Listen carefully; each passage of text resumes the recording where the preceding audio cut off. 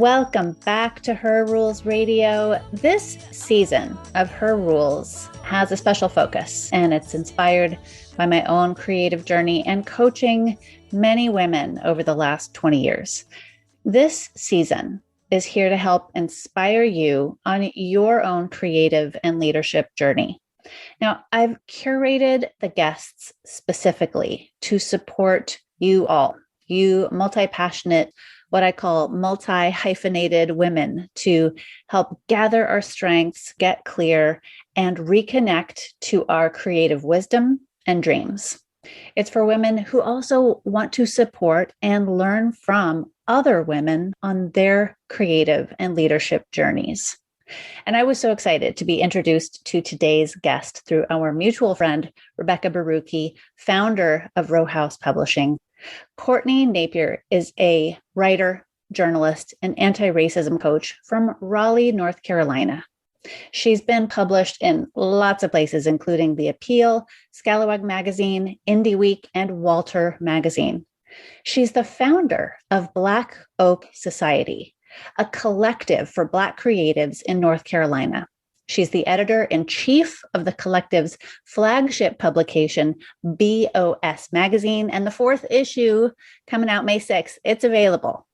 Courtney's anti-racist consulting practice helps organizations with the challenge of incorporating goals in equality and inclusion into measurable policies and practices. And I'm super excited about this. Courtney's created a 2-day workshop entitled Know Better, Do Better, The Legacy of White Allyship. I am signed up. Listeners, I think you should sign up too. It's designed to explore the suppressed narrative and the history of white disruptors throughout American history. And all of us attendees will come away with a larger sense of our capacity to change our communities and a greater sense of responsibility to do so. Courtney, you can check Courtney out, blackoaksociety.com, or her website, CourtneyNapier.com. Courtney, thank you so much for being here. Thank you so much for having me, Alex. And it is such a pleasure to be here. When I was introduced to your work by our mutual friend, Beck, she sent me all your links, and I was like, oh, she's already a perfect fit. And we had a chance to chat a few weeks ago about all the work that you've done in your own creative journey. Yeah. And you're what I love to call a multi-hyphenate. You have a lot of different things that you string together. You've got writer, you've got journalist.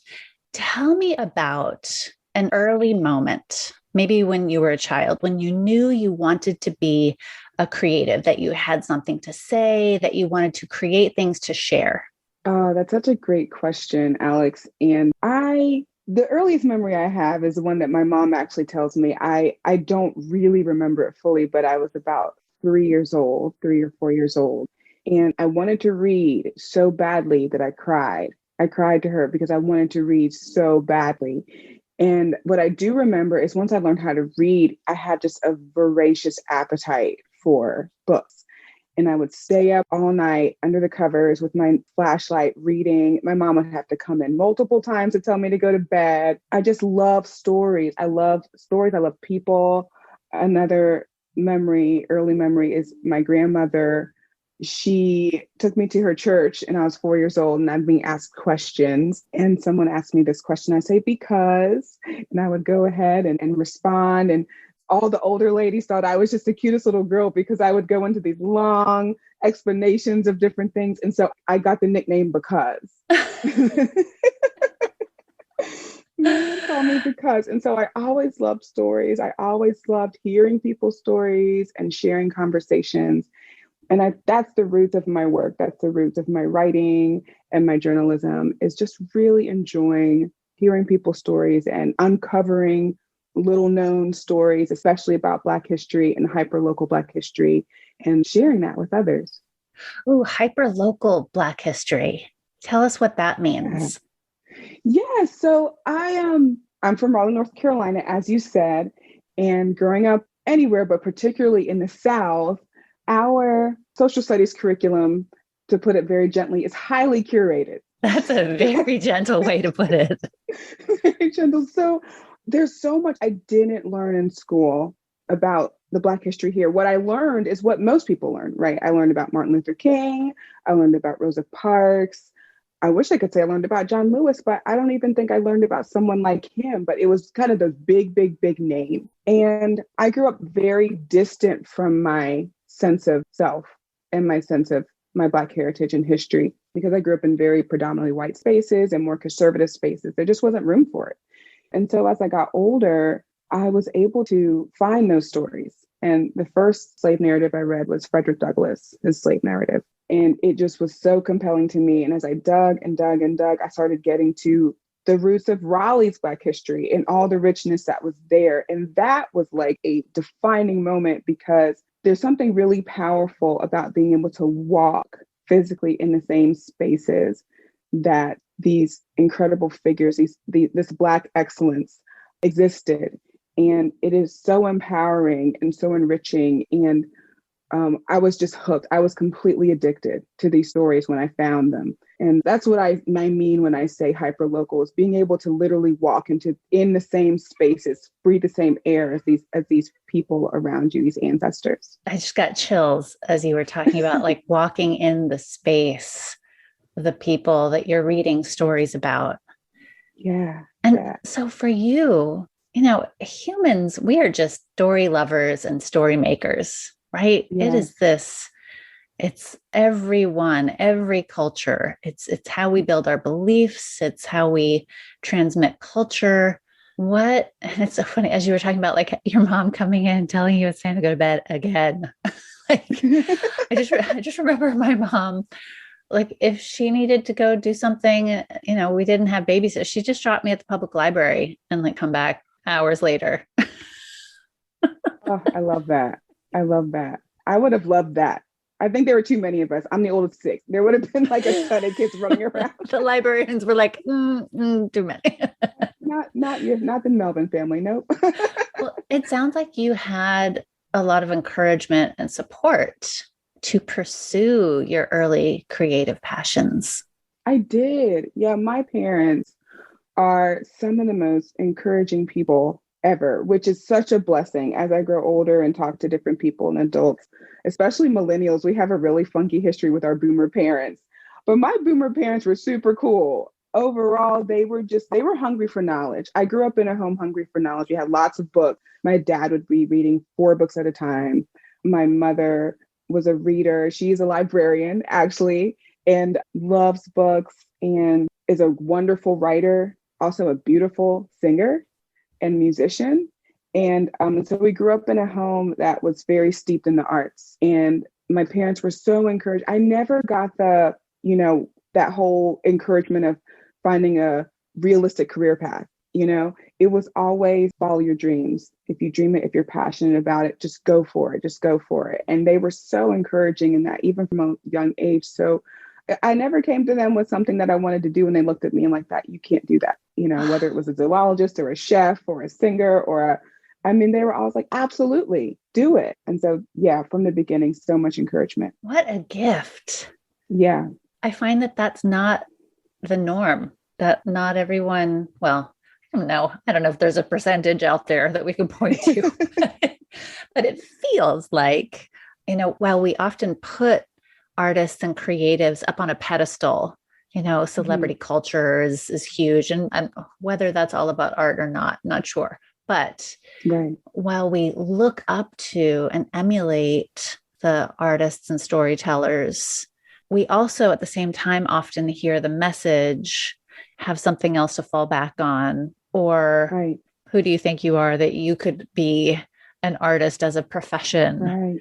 Yeah. Yeah. Do you encounter that with, you're an editor, you curate, you gather, and I imagine that you support writers in bringing their stories out. Do you ever have to help people through that mindset? Like, is that a block that you encounter in other people that you're supporting? Or you have to be like, no, you've got something to share, or, this is the place, this is the time, your voice is important. Yeah, that's a good question, because something that is really important to me. So I don't come from a background of writing. I've written all my life, but I don't have a degree in writing. I actually don't even have a bachelor's degree. I have a a associate's actually in ministry, which is a whole nother funny story.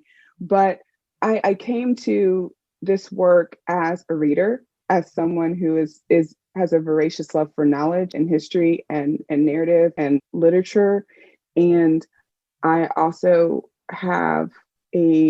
I'm very ambitious. I think my ADD kicks in when I have an idea. I just want to do it like right now. And so I'll just do that. And then I find myself in a situation and I'm like, oh, wow, now I have to like keep doing this. So I have a big, big, big heart, and Black Oak Society exists partly to reach those folks, people who, like me, may not have the academic network that comes out of, J school or creative writing department or that kind of connection, or kind of in that second act of life, right? When you've started your family, your kids are kind of young, growing, starting school, you're looking at your career like, this isn't exactly what I'm called to do, or it's not honoring my gifts. I want to start dipping my toes in something different. I want Black Oak Society to be a home for those folks. And so a lot of the people that we work with are new to writing and being published. And it's so fun for me because I'm like, I trust you. You have a story. I trust you to tell it. I'm going to like make sure that, there, and there are all as they should be.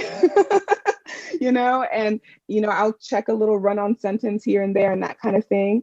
But I feel like even the most, quote unquote, amateur voices, there's something really special about that voice as an amateur. Like, it's not a weakness. It's like, there's something special about that. I don't know. I mean, that's how I see it. That little grittiness, this isn't perfect, but like sitting and meeting someone and hearing their story for the first time, like that whole experience is something that's very special to me. Yeah. And so I try to not edit that out of the work that I receive, because I think there's something like a little bit magical about that. So yeah. And this is listening to the process that you're in with the writers. It just reminds me that another kind of myth that happens with a lot of people who want to be more creative or bring their creativity out, they worry that they have to do it all by themselves. Like, well, if I have to ask for help, or they're even afraid to ask for help or get support or learn something new from a teacher. This is just a great, like, I want to put a big sparkly highlighter around this. Like, it's okay to go to others to help you grow in whatever creative voice you want to pursue. Yeah, absolutely. You just reminded me of a really, really great podcast, another great podcast that I really enjoy listening to, called the Good Ancestor Podcast. And it's by Layla Saad. Yes, that's great. She did an amazing episode during her first season, I believe, with Ebony Janice, who is a womanist scholar. And they talked about, and this was like I revisit this podcast often, but they talked about this idea of like, how our society, our kind of white supremacist patriarchal society, says that you have to be a 10 to be able to share your gifts with the world. Like, you have to have all the certificates, the CV or the resume that's multi-pages long, all the, award and all that, in order for your voice to matter. But she said, what if you're a 4? There's folks at 1, 2, and 3 that need what you have at a 4. If you're a 6, there's folks at 1, 2, 3, 4, 5, and 6. And then, but you're still learning, right? I'm still learning. My voice and my skills are still being shaped, but I still have something to offer those who are starting out, or who are kind of in the middle, or the peer work. There's a great writer I worked with who is a little bit more experienced than I am. And just working with her was such a awesome experience. And all those things are rich, and all those things are important. I was encouraged by that podcast to say, you know what, I do have something to offer right now. That doesn't mean I stop learning and growing, but I do have something to offer right now. And so, yeah, kind of reaching back to what you were saying, creating those relationships and the networks to get help. I mean, of course, it's so much richer in collaboration. Yeah. Oh, that's such a wonderful lens to put on this. Like, if you are at a 5 on a scale of 1 to 10, there's still people who are just beginning, or even at a 4 who want to learn from you. Yeah. I love that. What a great perspective. Yeah. The women that I'm interviewing in this series are what I call multi-hyphenate pro creatives or professional creatives who do a lot of things. So what, if you had to string together all of your roles that you do, what would your long multi-hyphenated professional title be? Ooh, that's a really good question. I guess I should start from the beginning. So I'm a human. I am my own slash partner slash mother of two young children who are 6 and 3 slash relative. So daughter, sister, auntie to be. My sister is expecting her baby on Mother's Day. Oh. So we're so excited about that. And then from there, I am a writer. I am a journalist.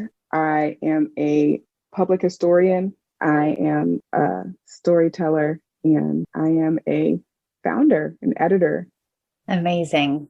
One of the things I have a really hard time with is this other voice that I sometimes hear that tells me and a lot of other people I know that you have to pick one thing. You have to like pick your niche. Yes. And I don't like that. I don't like being Same. told that I can be one thing and that's it. Oh, yes. Oh, yes. And you recently posted something on Instagram that really struck me as an intersection between the artist and the activist. And so many of my favorite artists over time have something to say that could be, you know, labeled as activism or political or revolutionary in some way. You wrote that we've been brainwashed to accept our entire lives that civility is more important than justice, that politeness is always better than disruption, that quieter voices are always preferable to loud voices, that morality is determined by laws. Such things put conformity and order above human lives. And with your permission, I might just put that whole thing on a quote and put that up when I'm promoting the show. Because, you know, I call this show Her Rules Radio because there's so many shoulds and there's so many aspects of society that tell us how we are supposed to show up, how we're supposed to behave. And it not only squashes creativity, it squashes activism, it squashes entire cultures. How do you see your interaction of artist, creative, and activism? I think that's such a good question. It is, for starters, exactly the point that I feel like you're making. It is something that's self-determined, but it's also an answer to a problem. So if you are seeing a problem in your community, this word is so weird, but a niggling thing, this thing that just won't leave you alone. And forgive me for scrolling a little bit because I'm going to find a quote that pairs well, I feel like, with this point. And it matches in some way, like you have this sense in yourself that there's something that you can contribute to it. That's for you. You know, that's for you to show up. And like you were saying, there are so many rules and there are so many of these ideas on what it means to be an artist, what it means to be an activist. It took me a while to see myself as an artist, very honestly, because when I think of journalism work and reporting, it feels very much intellectual, even though on paper, I knew that I was approaching it from a creative writing perspective. Like I was using a lot of my creative energy to craft these stories. That, you know, that's a rule I had to break. That's something that I had to kind of toss off. And the same with activism. You know, you have this concept of an activist, and I get a little maybe slightly stricter in my mind because there are people on the ground that are doing such important, dangerous, and critical work that I don't want to necessarily conflate what I do with what they do. But as an advocate, which is a word that I like to use to describe my work, uplifting narrative, I think a lot about James Baldwin for all of this, frankly, as such an example of just a born rule breaker. I mean, as a gay man, as someone who I do not believe went to college for his work, he just was born with this incredibly rich anointing with words, this prophetic gift to see. I mean, and even from Paris, he's writing these stories and these essays that are just so prescriptive and prophetic to what's happening here in the States. And it's encouraging and uplifting the people on the ground. Like that beauty that he's expressing, those words that he's being able to craft to like capture the intensity or the sadness or the rage, that is feeding the movement, you know? And so I am a part of the movement from where I am. It's really about seeing yourself as an answer and not seeing yourself as a kind of like filling a slot. That makes sense. Mm-hmm. You know, like you're not trying to fill this thing that someone is telling you need to be. It's like it's trusting your instinct and trusting your intuition that you see a problem. That problem is real because the society will try to gaslight you. I'm trying not to curse. I don't know if that's allowed, but they will. You can absolutely curse on this podcast. Okay. But they will gaslight the shit out of you to say that what you see is not real. And that's the first hurdle, I think, that anyone who is a creative but also sees themselves as wanting to make like positive change has to deal with. So with so many relationships and projects happening at the same time, how do you manage and feed your creative energies? Oh, that's such a good question. Therapy. Working through some stuff. My therapist, the last time we talked, she begged me to take more time for myself. Oh. Like literally said, Courtney, please, please, please. Because you're right. It's so funny. I was just listening to an interview of Jackie Shelton Green, who was the poet laureate of North Carolina, just an incredible poet, decades of experience and so many titles and so many awards that I can't even say them all, but just so accomplished and amazing. And she was talking about how like so many of her friends, you know, were able to just say, I'm going off to my studio and I'm going to write all day. And then I'm going to come home. Well, she had 2 young kids. That wasn't her life. So she had to get up 4 o'clock in the morning and write. She had to write in between, you know, lunchtime. And that's kind of where I'm at right now, where I don't get up that early. I'm working on that. But it is those snatches during the day where I get to sit down and do some writing. Reading is also a way that I gain a lot of inspiration. And like my father, I read multiple books at a time. Me too. I'm so glad when I hear other people do that. I feel like I'm not supposed to. I know. It's like, no, you have to focus. And I'm like, well, that's not happening. My ADD does not allow me to just read one book at once. So we got multiple things going. But these amazing, I mean, Maya Angelou, Audre Lorde, Angela Davis, I kind of have those voices kind of just on, you know, always throughout the day, kind of a part of my work. Podcast as well. Just listen to an amazing podcast by Kimberly Crenshaw that is so good. And music, I love music still. I have a musical background, and anytime I can get in the car by myself, which is rare, and belt Beyonce, any, you know, that's who I can think of right now, because that's my hype music, is the Homecoming album. That really gets the juices flowing for me. So that's great. Yeah. Do you have any kinds of rules or boundaries for yourself personally to help you maintain your productivity?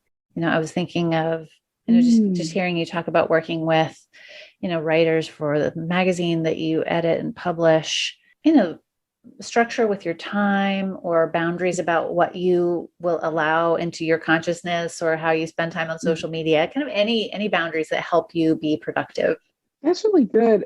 A really good question. One thing that just came to my mind when you were saying that, which isn't, I hope this is answering your question, but it kind of helps me determine what I do, what kind of work that I engage in.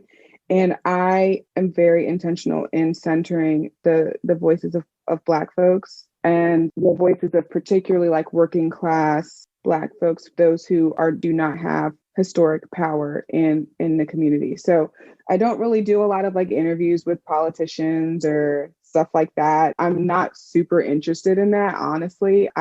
If there's a story going on that's big and includes that, I want the voices of whoever's on the ground, whoever's going to be the most impacted by whatever that is. So that has a lot to do with how I pick what I do. As far as maintaining productivity, that's something I've been working really hard on lately, because the bulk of my career kind of started during COVID, and it was kind of a race, it was a serious hustle. My husband was transitioning out of his job, and so I kind of became for a little while the main breadwinner with my writing. So I was pushed into this full-time freelancing life, and friend, whatever somebody wanted me to write, that's what I wrote. I didn't say no to anything.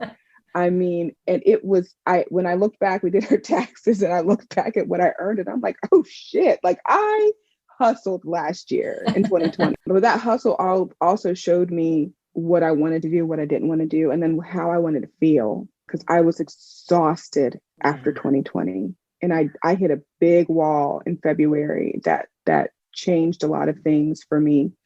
Thankfully, I had a doctor to see that I wasn't doing well, and helped me to get connected with therapists. And I started, medication to manage my anxiety and to manage my ADD, and to really, because it was so much that I really truly just hit a wall. And so since then, I've been working really hard with Bex, who helps me a lot with this. She said, Courtney, you got to make your writing work for you. And that really changed how I approach this work, and like, what do I want to be doing? What gets me excited about this work, and really prioritizing that. And then cutting some things loose. The other thing she says, like, you're not going to let your family starve. If you have to go back to it, it's okay. But you need to focus on the things that bring you joy. So that helps my productivity, is doing things that I am excited about doing. Yeah. And making it work, and it's working. And I'm so grateful. I'm like overwhelmed with gratitude right now. I cannot believe I'm living this life. And that it's a good season. I'm really grateful. Nice. Yeah. Well, do you ever get stuck with writer's block or like blank page overwhelm?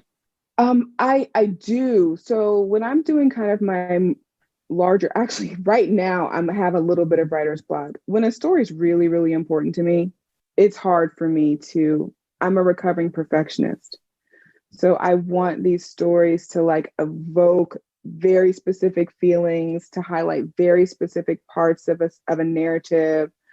And that takes time. And so I don't always think of it as writer's block, but I sit down and I'm putting words down, and I know they're not exactly what I want to say, but I kind of like push through a little bit, and then I just walk away, and I allow myself to procrastinate just a touch, especially now that I'm doing more of my own work. I'm like, if the zine has to be delayed a couple of days to get the story right, it's okay. And I have great editors that feel the same way. So that's another thing. So freelancers, anyone listening who's a freelancer, you do not have to endure a horrible relationship with an editor. Like, there's so many great publications out there that you just find a space where they understand you as the writer and the storyteller that you are and the human that you are. And those relationships are golden. And hold on, I have to highlight this point you just made. We do not have to suffer with bad creative partnerships. Is that what you're saying? Yes. We can keep looking for ones that work for us. Absolutely. It's like a doctor, right? It's like, if the doctor's not doing it for you, if the therapist isn't doing it for you, then find someone who will, and who sees you and understands the needs that you have. I work with 2 woman-led publications pretty regularly, Walter Magazine, and then Scalawag Magazine, which is actually Black, queer, woman-led here locally. And working with them versus working with the editors I started with, it's just like night and day. When I say my kids, they're like, okay. That's it. I love it. It's amazing. I feel like the world just lifted off my shoulders hearing you talk about that. It's a really important reminder, Yeah. like we need to, it's like dating, right? If it's not working for you, go with God and move on. Yes, absolutely. No suffering. No more suffering artists in stifling relationships. Well, okay, so this is another message that we absorb, that you have to suffer for your art, that it has to be painful, or that it has to be born in. Mm-hmm. Yeah, that it has to be hard. Yeah. And well, sometimes it's going to be, and sometimes it is born from suffering, but that doesn't mean the process to bringing it to the world has to be torturous. Right. Yeah. I think what you just said was really important. Like, art will be hard when it's hard. I don't have to make it that way. I don't have to, I don't have to make it harder. I've been thinking a lot about suffering versus struggling. And I've been thinking about that a lot because my cousin, I don't know if I mentioned her earlier, she's like my big sister. She passed a couple months ago from cancer. And I just learned a lot. I've learned a lot from her over the years since I was a little girl. She taught me so much, but especially in her cancer journey, I learned so much from her, and especially in the way that she chose to stop treatment near the end and just come home and be with her family, and how she kind of owned that whole just difficult time in her life. But I've been thinking a lot about suffering versus struggling, like I said, and struggle is so natural. The way I like to think about it is childbirth, right? Like pushing a baby out, getting a baby out is hard. Like there's no two ways around that. But there's external situations that create that, that process, they make that process so much harder. Access to good healthcare, having doctors that are racist and gaslight you, all different, if you're a victim of sexual abuse, that process can be so much more difficult. And those things that's suffering to me. That's kind of how I'm framing that. And they're external, right? And you don't have to suffer. I think our society conflates the two and praises people that overcome all these obstacles. They put them, like you talk about putting people on a pedestal. Those are the people who are on a pedestal. Oh, this suffering artist who had all these issues in their life and they created this something beautiful. And so then we think, oh, well, that's how it's supposed to be. But no, that's just a capitalist lie. Like there's no reason for someone to not be able to feed themselves or put a roof over their head. That has nothing to do with their creative art. That has to do with an economic system that makes it so insanely hard to keep a roof over your head and put food on the table. Yeah. And it does not value our creativity and our art in the way that it should, so that we can do those things. That has something to do with art or creativity. And so, or mental illness, like that doesn't have anything to do with your capacity as an artist. You need access to healthcare. Those people didn't have access to healthcare, so they just had to deal with it. Right. And so I totally believe that I am choosing to reject this idea that I have to suffer. I know I have to struggle. And there's actually some really, really good, beautiful struggle out there that just brings forth very redemptive, gorgeous things into the world. Struggle, I don't think is necessarily bad, but suffering is just not something that I'm choosing to put up with anymore. Yeah. So I'm going to take this opportunity to interject and remind our audience to pay artists. Buy the music rather than streaming it for free, if at all possible. Pay your artists. Pay them. They make our lives better, and they make life worth living, and they help us all. It is healing to be engaged in somebody else's art. So let's pay people. Absolutely. For their creations. Absolutely. So was there ever, that's a silly way to introduce this question. Of course there was. What was some good advice that you got along your creative and professional journey that you would love to share with us? Oh, man. I think first and foremost was this idea of finding editors and publication homes that see you and see you fully as a human, as an artist, and the things that you care about are things that they want to support, and hopefully that they care about those things as well. I think that's really important. Man, I've learned so much. My editors have been my teachers, my editors have been my professors. And so, shouting them out by name, in Monique Claire and oh man, I'm trying to think of others. Danielle Potafoy, and she's from Scalawag. The first one's from the editor of Walker Magazine. Catherine Webb and Lovey Cooper, also from Scalawag. These women have taught me to write. Like I know I had the talent, but they taught me how to shape story. They taught me how to trust my voice, but also make sure that I'm like honoring the voices of the people I'm interviewing and setting those people up so that I'm like showing, not telling, those little things like that. They really shaped me into a good writer, or a much better writer than I came in. I feel like I've learned so much. I'm reading Audre Lorde right now, Sister Outsider. She talks a lot about poetry. And I don't think of myself as a poet, but I think of just how important the poetic voice is. She talks about the economy of poetry and how there's like this idea of like, it's such an approachable art form and it's for everyone. And it's something that we should cherish and treasure, because some of our best poets are like some of the most impacted, most marginalized individuals in society, because you don't need, a big budget to be a poet. You don't need reams of paper. You can just write, she says, the snatches of napkins and scraps of paper to write your poetry down in between your children's meals and after bedtime. And thinking about just that richness of poetry. And also Miss Jackie Shelton Green in her amazing interview on the Shaw Show this week, when she talked about the necessities of time and commitment and the honing of skill when it comes to being an artist. Like all those things are so important that we have to kind of get off of this, immediacy, this culture of immediacy that we're in right now. And we have to slow down a little bit and allow stories to bloom and allow ourselves to open up and gain wisdom from folks, whether that's a teacher or a mentor or an elder.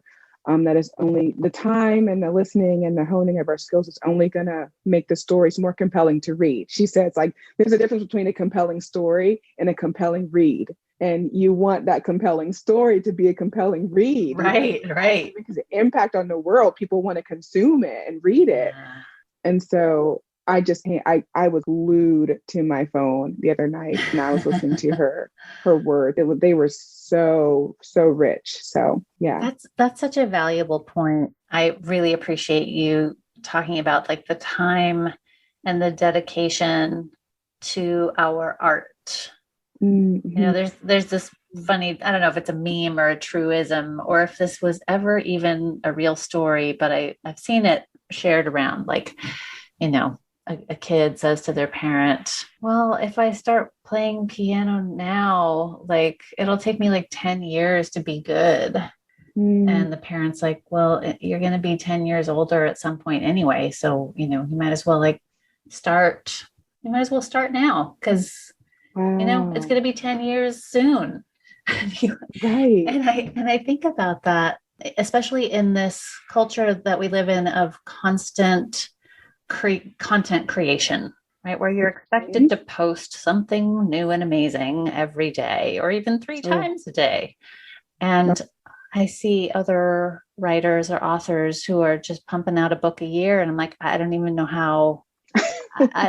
I don't have that many words. Right.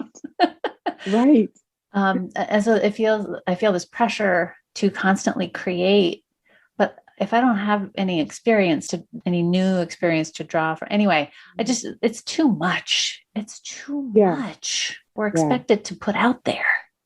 It is. That's how I've been feeling. Other people may not feel that way. They may be in this zone of just putting stuff out, and God love them. I'm not there. Seriously. There's somebody I really admire, Sonia Renee Taylor. She is amazing author and prophet. Her Instagram stories are profound. Oh my goodness. So intensely profound. And she has just made the decision to move to Patreon. So she's moving off of this Instagram platform And another person that I really admire, Dr. Yaba Blay, is doing something very similar. And it's reminding me that though the culture be what it is, there are those, particularly, which is often the case that I've observed, Black women, women of color, who are the counterculture, right? They're coming against that tide. They're starting this new idea, like, I'm getting off this hamster wheel. I'm getting off the treadmill of give me, give me, give me, give me more, give me something new, give me something better for free, going back to paying artists and saying, no, I'm removing myself from this situation, and I'm coming into a space where I can move in a space that serves me, in a timetable that serves me, and I can still eat, you know? And I'm thankful for these women, these pioneering women, because yeah, it's so easy to get caught up. It is really easy to get caught up in this sense of, and it's honestly very stifling, in my opinion. I just imagine how much more would we have if we thought we could do with less, make it with less. Oh, for sure. Well, so that brings me to maybe my last question for you, maybe the last topic, which is you've created so much, even in the last year. So much has happened that you've put so much of yourself and your focus and drawn together your resources and your community to create these beautiful things. Well, what do you want to create in the next 5 years? What are your creative dreams coming next?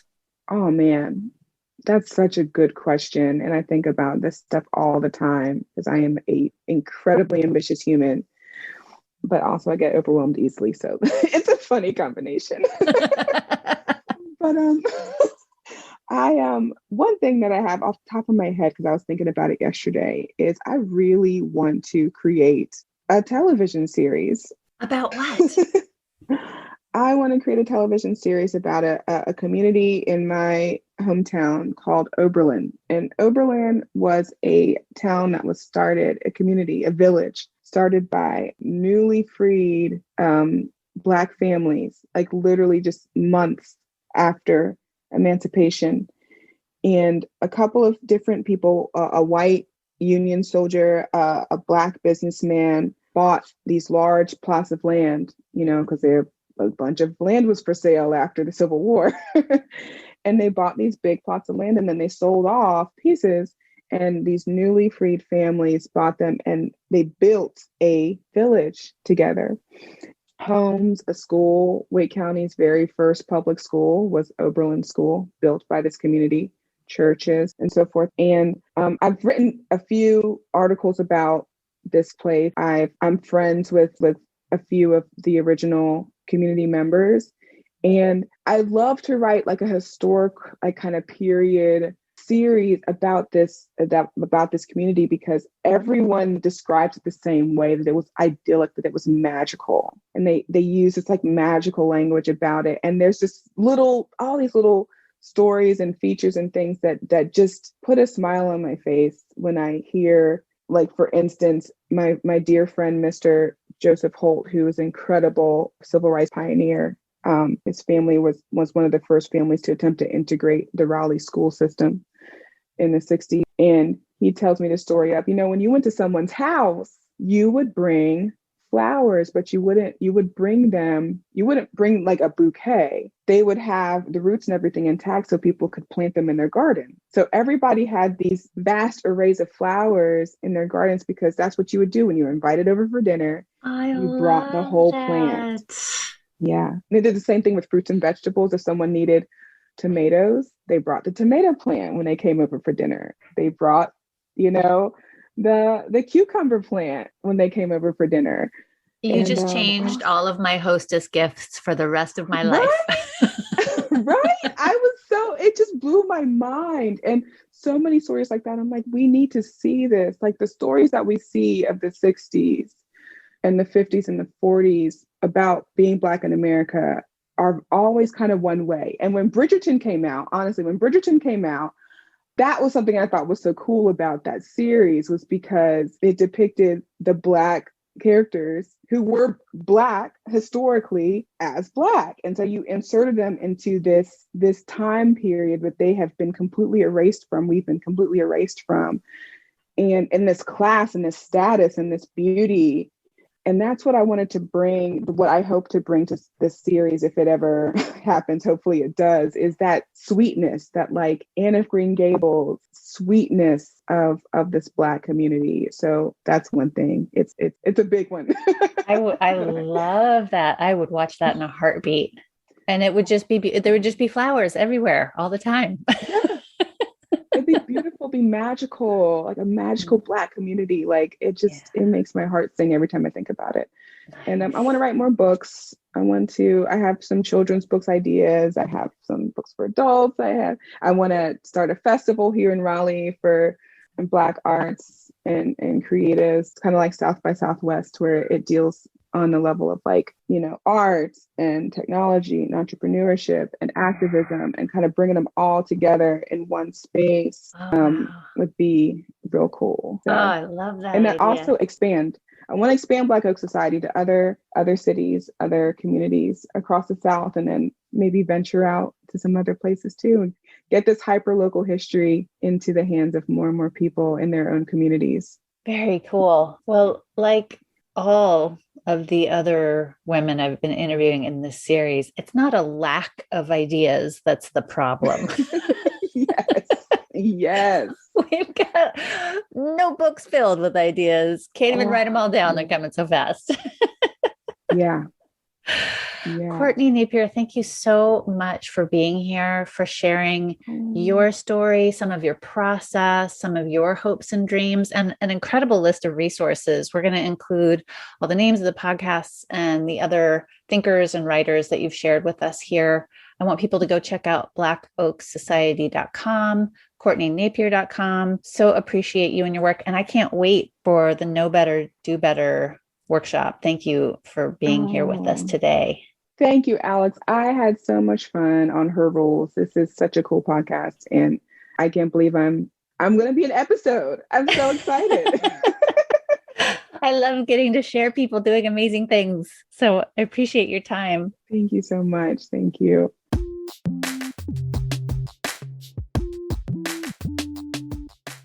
Thanks for listening. Did you like today's episode? You should go leave a review. Hey, it really helps us out. I would so appreciate it. Do us a solid. Go leave a review wherever you love listening to your podcasts. It could be iTunes or Stitcher or Spotify or whatever. Anyway, if you're interested in some coaching with me one-on-one, go on over to bit.ly/coachmealex or go to alexandrajameson.com. And thanks for listening. Totally appreciate you. Be sure to tune in next week for more goodness. See you soon. Mwah.